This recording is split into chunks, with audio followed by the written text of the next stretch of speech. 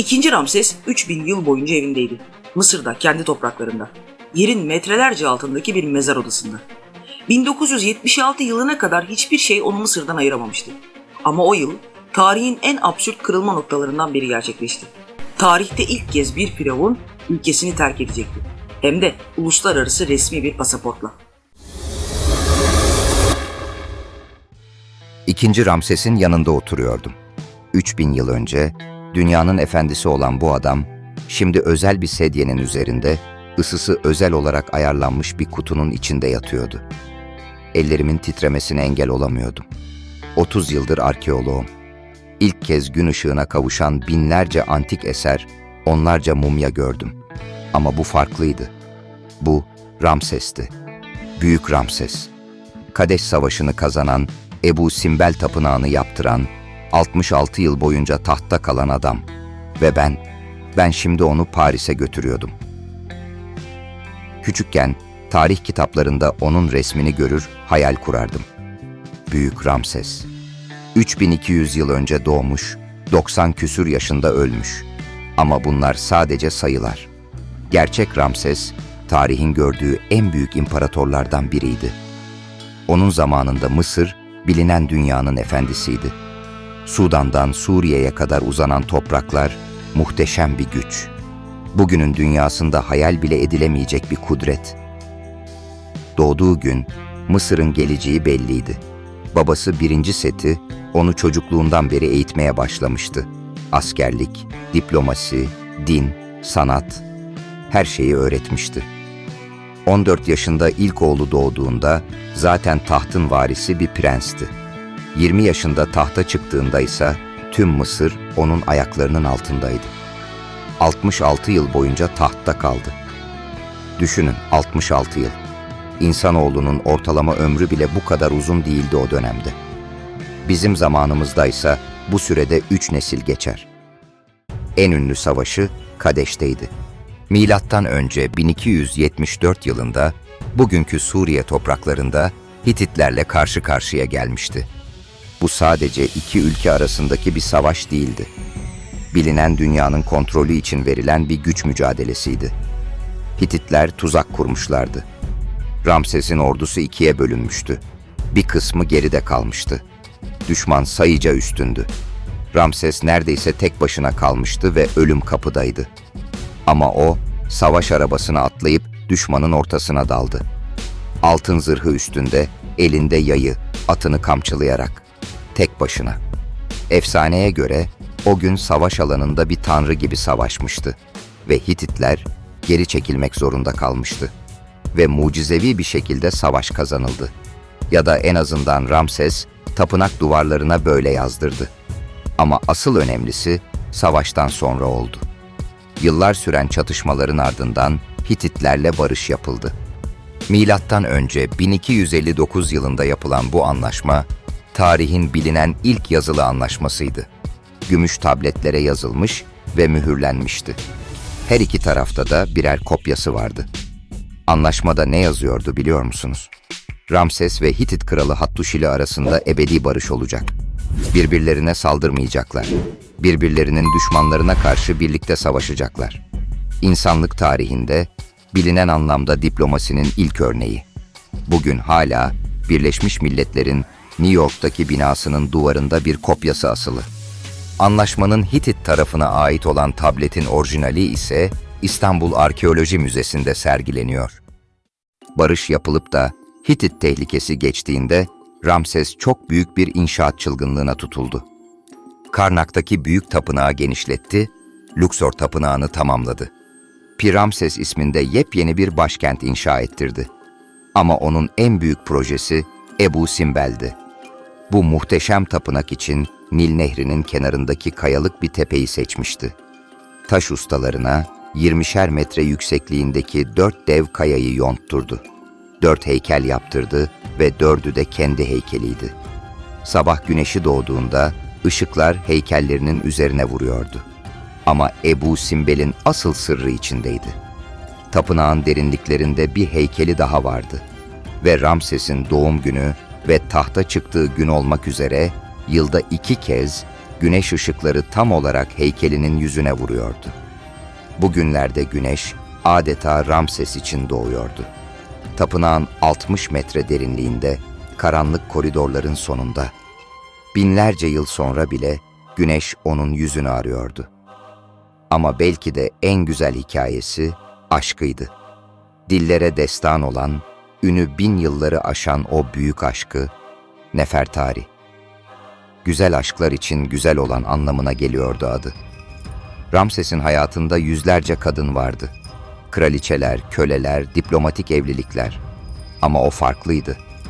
Onu ilk gördüğünde genç bir prensmiş. Nefertari de Nübye asıllı bir prensesin kızıymış. İlk görüşte aşk desek abartılı olmaz. Hemen evlenmişler ve Ramses'in tahta çıkmasıyla da büyük kraliçe ilan edilmiş. Nefertari'nin mezarını 1904'te bulduklarında mezar odasının duvarları inanılmaz resimlerle, olağanüstü betimlemelerle doluydu. Ramses'in karısına duyduğu aşk adeta mezar odasında bir kez daha dile gelmişti.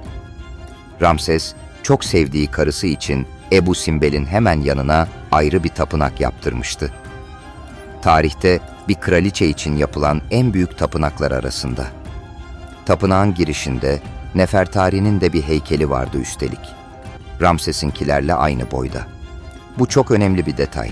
Çünkü normalde kraliçe heykelleri daha küçük olur. Güneşin parladığı kadın derdi ona. Bu lakap tapınaklardaki yazıtlarda da geçer. Ama Nefertari erken öldü. Ramses, hükümdarlığının neredeyse 25. yılındaydı. 40 yıl daha hüküm sürecekti.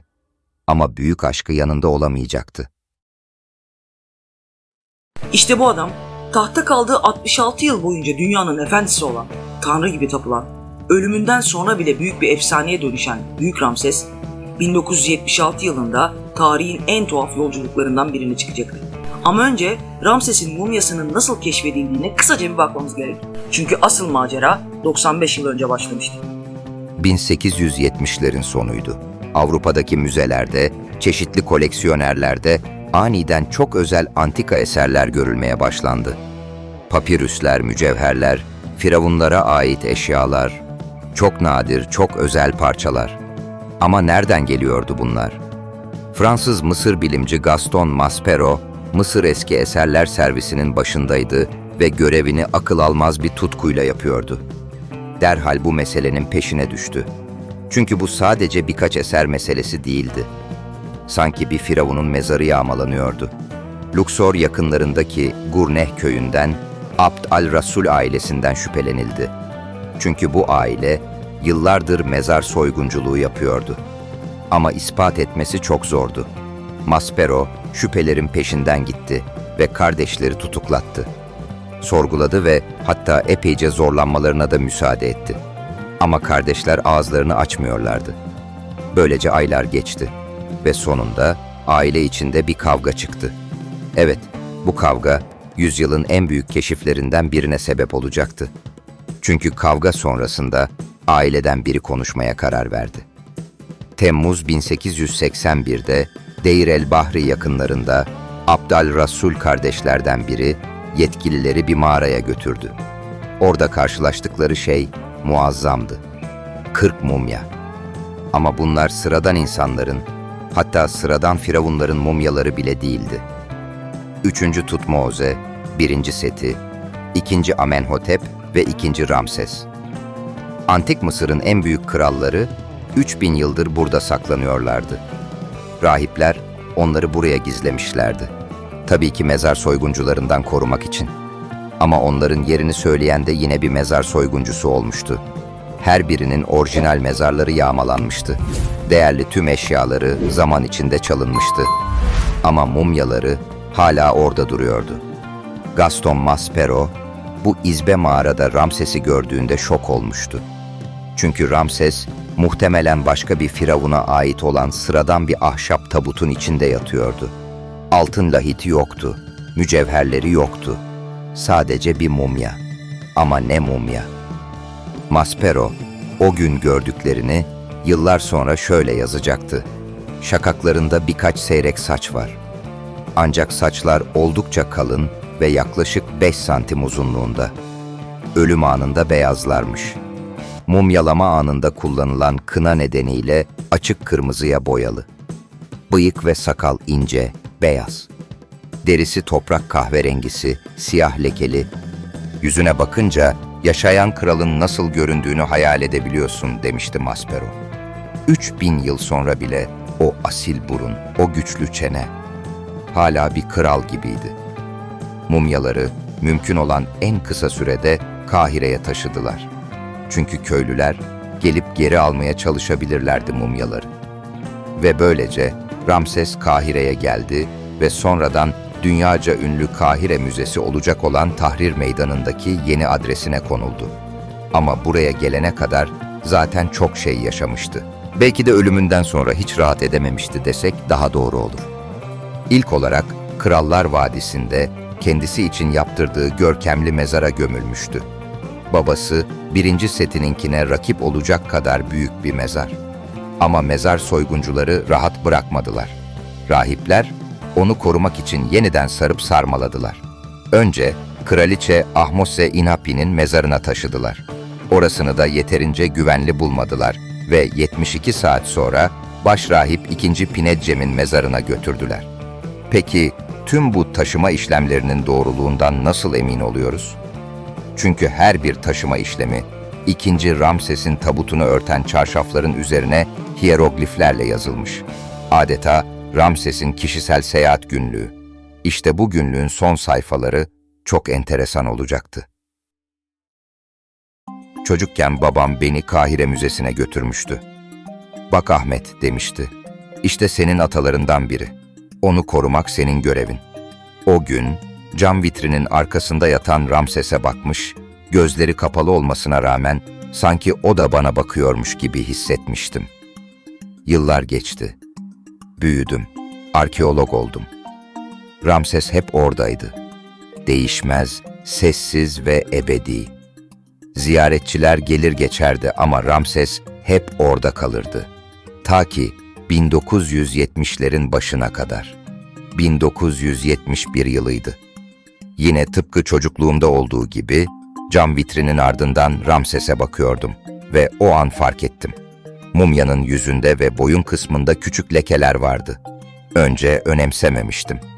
Belki geçici bir reaksiyondu. Ama lekeler büyümeye başladı. Her yere yayıldı. Haftalarca izledim. Sonunda diğer meslektaşlarım da fark etmeye başladılar. "Ahmet, Ramses'e bir şeyler oluyor," diyorlardı. Mikroskopla incelediğimizde gerçeği gördük. Mantar. Küçücük, mikroskobik mantarlar Ramses'in derisini yiyip bitiriyorlardı. Yüzyıllarca Mısır'ın kuru ikliminde korunmuş olan mumya, Kahire'nin nemli havasında çürümeye başlamıştı. Çaresizce izliyorduk. Her gün biraz daha kötüleşiyordu. Ramses'in yüzü, o asil yüz hatları, yavaş yavaş kayboluyordu. Sanki ölüm onu ikinci kez ziyaret ediyordu. Ne yapabilirdik ki? O yıllarda elimizde gelişmiş konservasyon teknikleri yoktu. Mantarları durdurmanın bir yolu bulunamıyordu.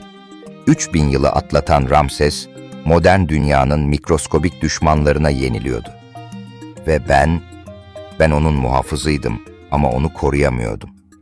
1976 yılına geldiğimizde artık bir karar vermeliydik. Fransız Mısır bilimciler müzeye geldiklerinde Ramses'i incelediler. Onlar da aynı şeyi gördü. "Bu mumya ölüyor," dediler. "Eğer bir şeyler yapmazsak birkaç yıl içinde tamamen kaybedeceğiz." Çözüm önerisi çok radikaldi. Ramses'i Fransa'ya götürmek. Paris'te uzmanların modern tekniklerle onu iyileştirmesini sağlamak. Ama bu imkansız gibi bir şeydi. 3000 yıldır ülkesinden hiç ayrılmayan bir mumyayı yabancı topraklara götürmek kolay değildi. Hükümet seviyesinde görüşmelere başlandı. Fransa Cumhurbaşkanı Valéry Giscard d'Estaing, Mısır Cumhurbaşkanı Enver Sedat'ı ikna etmeye çalışıyor, ona krallara layık bir karşılama yapacaklarına dair söz veriyordu. Aylarca süren müzakereler sonunda Enver Sedat da durumu kabullendi. Ama bir şartı vardı. Ramses'in tedavisi gizli kalacak, medyaya lanse edilmeyecekti. Ama bu konuda da anlaştılar ve tam tersini yaptılar. Ramses'in Fransa'ya gelişi dünyanın takip ettiği büyük bir olaya dönüştü. Kararın verildiği günü hatırlıyorum. Müzenin müdürü beni odasına çağırdı. "Ahmet," dedi, Ramses'e refakat edeceksin. Onu Paris'e sen götüreceksin. Hazırlıklar aylar sürdü. Bu sıradan bir nakliye işi değildi. 3000 yıllık bir mumyayı binlerce kilometre uzaklıktaki bir şehre güvenle götürmem gerekecekti. Christian de Roche-Noblaucourt adında dünyaca ünlü bir Mısır bilimci geldi Kahire'ye. Louvre'un Mısır koleksiyonları uzmanı, aynı zamanda Mısır bilim alanında öncü kadınlardan biri. İkinci Dünya Savaşı sırasında Louvre'daki hazineleri Nazilerden kurtaran bir direniş kahramanı. Eğer birileri bu görevi üstlenecekse bu Christian olmalıydı. Ramses'i plastik toplarla doldurulmuş özel bir banyoya yerleştireceğiz dedi. En ufak sarsıntıdan korumamız lazım. Unutmayın, 3000 yıllık kemikler çok kırılgan. Ama bir sorun vardı. Fransız yasalarına göre ülkeye giren herkes, ölü ya da diri, bir pasaporta sahip olmak zorundaydı. Ve böylece tarihin en absürt belgelendirme işlemi başladı. Mısır hükümeti, 3000 yıllık bir firavuna pasaport çıkardı. Meslek kısmına ne yazılacağını hayal edebiliyor musunuz? Firavun. Parantez içinde merhum. 26 Eylül 1976. O günü ölünceye kadar unutmayacağım. Kahire Müzesi'nde Ramses'i özel yapılmış kutusuna yerleştirdik.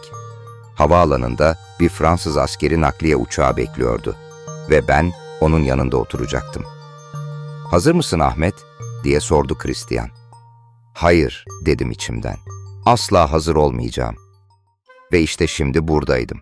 İkinci Ramses'in yanında oturuyordum. 3000 yıl önce dünyanın efendisi olan bu adam, şimdi özel bir sedyenin üzerinde, ısısı özel olarak ayarlanmış bir kutunun içinde yatıyordu. Uçak alçalmaya başlamıştı. Alttaki ışıklar Paris'ti. Paris'in şehir ışıkları. Ramses'in hayal bile edemeyeceği modern dünya. "Monsieur Ahmet," dedi pilot. "Le Bourge'a iniyoruz. Hazır olun." Pencereden baktım.